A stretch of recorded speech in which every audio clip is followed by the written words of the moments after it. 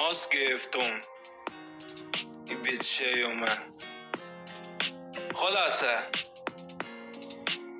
حسام مایکل میفرماید خب تا الان دوره‌ای که همه از کودنا گاوا سرود میگویند جوون کس خارمادر کس لقب بگوید همون تو بگو معروف کی هست آیتنگ تنانت مادر جنده خراب بیامی کس احمد خواه الان میرم پیش چراغ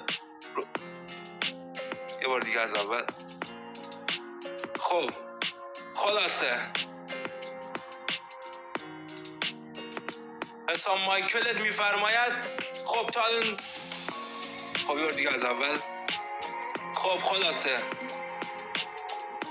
خب خلاصه حسام مایکلت میفرماید خب الان تو دوره‌ای که همه از کودنا گاوا سرود میگویند جوون کس خار مادر کسی که از لقب بگوید همون تو بگو معروف کی هست آیتنگ تنانه مادر جنده خراب بیامی کس بیکه همه کس احمد. خب الان میرم پیش چراغ روشن میکنم ماشاءالله جان آی جبر خارت پس کس خار مادر بیبیت خود تمام. کی چی گفت؟ این بود که حسام قوی تر از تانک همه قد نکنن تلفن تو دارم به موزیکات گوش میدم همه میدم خودی سن کن آیتنگ تو ننت که خارت دو چرخه بازار نگم آیتنگ تو کلتت احمد مگم قد نکن دیلام از زب دارم به آهنگات گوش میدم پرستش 3 تا زغال بذار برام حیف که خدا بیامرد شدی دینش ها زیر لنگ همی حسام اووردوز و حسام انگوور بودی که داره شعر مینویسه برات. آخه جوجه ماشینی چرا میری توی یک مخارمه برای همیشه ایران کی رفت تو مردمش کله پرشده از ترق و سیگارای بهمن زیر چادر شهروندی هایی که خوردی زیر کیرم یک جگ آب نوشیدی کی رفت تو رهبر آلمان چینیاش کرونا ننه جندت بود کس شعر میگفت دفعه دیگه در خانه کس ننه تو میبینی که دارم میگایم از دور تو تهران اروپا باز بگم برو تا خفه گوشت نکردم الان سوار موتورم دارم میرم فوتسال ولی تو قد نکن دارم به موزیکال همش گوش میدم که طرفدارم نبودی چقدر افغانی سگ ایران کردتت اینو دیدم من هزاره کس نداره اولاد سگ نه نگاه کامنتش چی بوده نه جنده بود اینو بفهم با دخترای دور همی میرفتیم با ارتش بودم میخواستم اینو بگم خب ساب زیرو جان صبر بکن و نه تو دستاتو بده یه قول بده دیگه بیا جنگ نگی همون دعوا نکنی خب باشه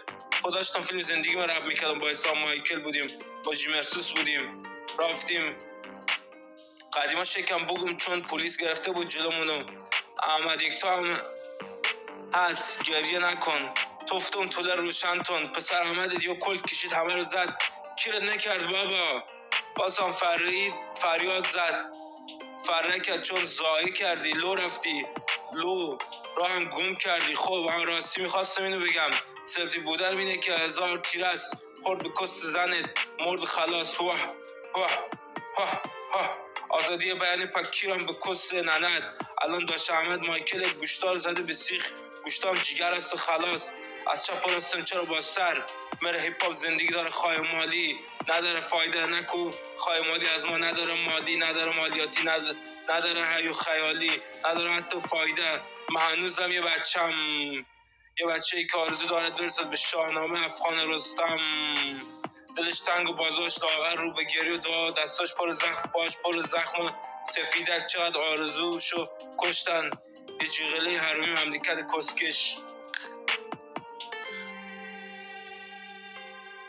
بس شاعر سامنگوورت میفرماید جوان خسته دل عشق بازوکا یه گردنبند از مادر چقدر دوریش سخت از نبودم در خانه چقدر رد پایش عشقی است در پیش مادری کودنی بیشورمی هی میچسبه به من فندک بیار برادر میکنه بگیرم بکنم شمی جالبی ره یا فندک ره مادرم گلم لیلا جان تو نیا پیش الان میرم خانه بیبی فاک یو حالی حالی چرا او فاک میکنه مادر بیادرم از پشت سر نگاه میکنه یه تیرانداز بود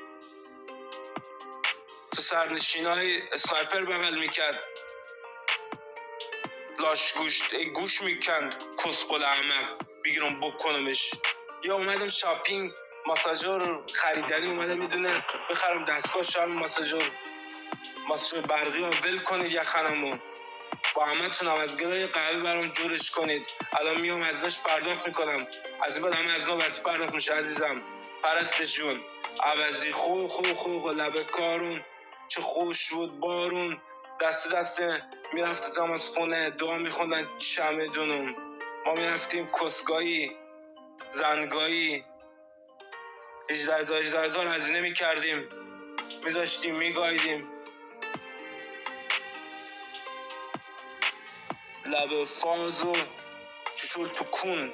بعضی وقتا هم که مأمور میریخت تو از پنجره دستشویی فرار میکردیم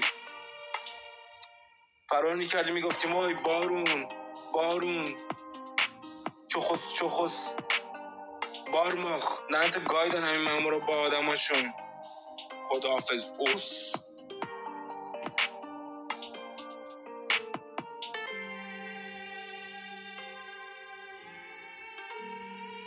چی بود آخرش؟ بعضی وقتا هم که مأمورا میریخت از پنجره دستشویی فرار میکردیم. بعضی وقتا هم که مأمورا میریخت از پنجره دستشویی میگرفتیم میگفتیم وای بابا باروتاتو جمع کنید بابا بارماخ ننت گایدن همین مأمورا با آدماشون. خداحافظ. حالا خداحافظ اوف.